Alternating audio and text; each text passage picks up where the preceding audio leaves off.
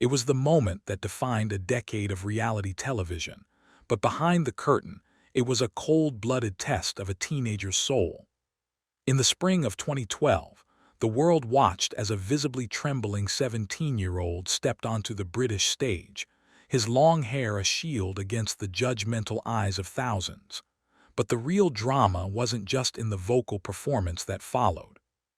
Journalistic retrospectives often gloss over the sheer pressure placed on Jonathan during that initial encounter with industry titan Simon Cowell.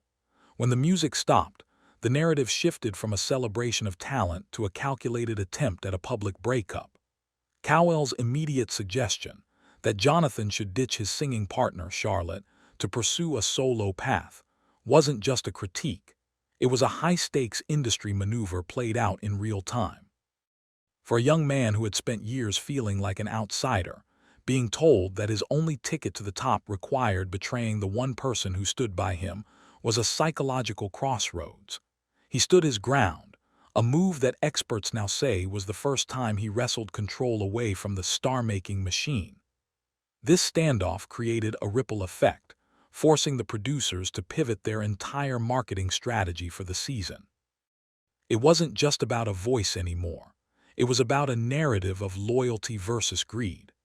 This early conflict set the tone for a career defined by defiance against the expected pop star mold. It makes one wonder how many other young talents would have folded under that kind of global spotlight, choosing the contract over the companion. Jonathan chose the person, a decision that cemented his phantom base before he even signed a record deal. But it also painted a target on his back for those who preferred a more manageable solo act. Coming in second place is often seen as a failure, but for Jonathan, it was the start of a million-pound mystery that the tabloids couldn't wait to solve. The final results of Britain's Got Talent that year remain one of the most debated outcomes in the show's history, as a classical powerhouse was beat out by a dancing canine act. While the public focused on the shock of the loss, the real story was happening in the high-rise boardrooms of London. Despite missing the top spot, a massive £1 million contract was reportedly waiting for the duo. However, the transition from a suburban teen to a commercial product brought about a set of challenges that few could have predicted. Reporters on the ground at the time noted an increasing distance between the duo as the grueling tour schedules began to take their toll. The narrative of the inseparable pair began to fray under the weight of professional expectations and the constant, often invasive speculation regarding their private lives. By 2014, the inevitable happened. The duo announced a split that was framed as a natural progression into solo careers. But looking back, the timing was suspicious to many industry insiders. Was it a creative difference, or was the pressure of maintaining a specific image finally too much to handle? This period of his life was marked by a frenetic pace, with albums topping the classical charts even as the foundation of his partnership dissolved. He was a solo artist at last, but he was entering a world where he was no longer protected by the duo dynamic.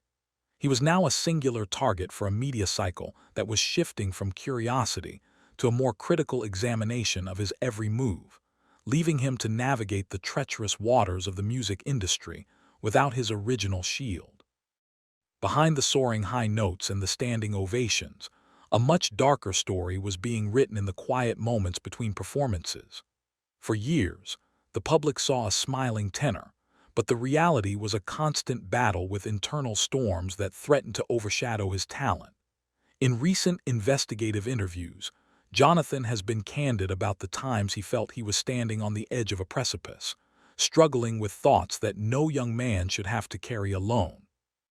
Using a more delicate lens to view this period, we see a man who was fighting for his very existence while the world demanded more high notes.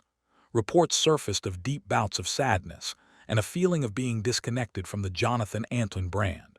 He has since described those years as living in a fog, where the applause felt distant and the silence felt heavy. This wasn't just stage fright or the typical nerves of a performer.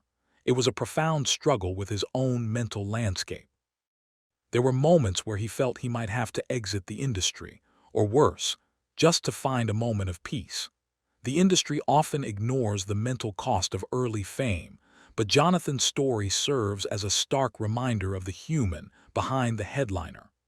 He had to learn to navigate these dark waters without the guidance of a handbook, often feeling like a prisoner to his own success. The fact that he emerged from this period at all is a testament to a level of resilience that is rarely discussed in music journalism. He wasn't just singing for his supper. He was singing for his life, trying to find a reason to keep moving forward when every instinct told him to stop. This hidden battle adds a layer of gravity to his later works, making every performance a victory over the shadows that once threatened to consume him entirely. In 2022, a single medical appointment provided the key to a 27-year-long mystery, changing the way the world, and Jonathan, viewed his entire identity. While the media was busy documenting his remarkable physical transformation, which saw him lose upwards of 70 pounds through a disciplined, low-impact lifestyle, a much more significant change was happening under the surface. For decades, Jonathan had been described as eccentric, quirky, or difficult by those who didn't understand the way his mind worked. The 2022 diagnosis of autism provided the recontextualization that he desperately needed. This wasn't just a new label, it was an explanation for the sensory overload of the stage, the intense focus on his craft, and the social anxieties that had been misinterpreted as shyness for years. From a reporting perspective, this diagnosis was a turning point in his public narrative. He began to speak about his life with a new level of clarity, explaining that he finally understood why he felt like he was operating on a different frequency than everyone else. This revelation coincided with his move to America and his radical body transformation, creating a new Jonathan that was finally aligned with his true self. He didn't just lose weight, he lost the burden of trying to be normal. He started making active choices for his health, not out of vanity but out of a desire for longevity. His approach to health was unorthodox, avoiding heavy gym sessions in favor of thousands of steps taken in the privacy of his own home, but it worked. This holistic rebirth has allowed him to step back into the spotlight not as a reality show survivor, but as a self-aware artist who finally has the tools to protect his peace while sharing his gift with the world. Now, in 2026, the man who was once a nervous teen is redefining what it means to be a global vocal star on his own terms. We are currently witnessing the most unguarded era of Jonathan Antoine's career. With the release of his new single All of Me and the upcoming project Speaking to You, the tenor is moving away from the rigid expectations of the classical world and toward a more conversational, intimate style of storytelling. Journalistic analysis of his recent performances shows a performer who is no longer hiding behind a persona.